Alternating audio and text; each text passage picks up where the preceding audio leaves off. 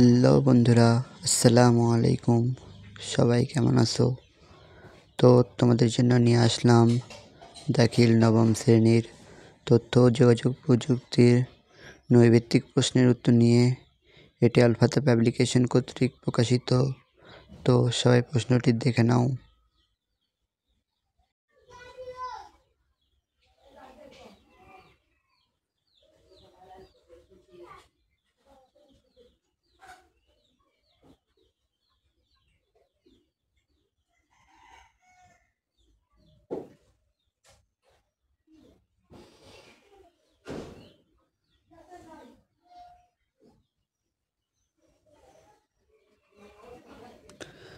আর এখানকার প্রশ্নগুলোর উত্তর সব ইন্টারনেট থেকে নেওয়া, তাই যদি কোনোটা ভুল হয়ে থাকে তো সবাই কমেন্ট করে জানাইও।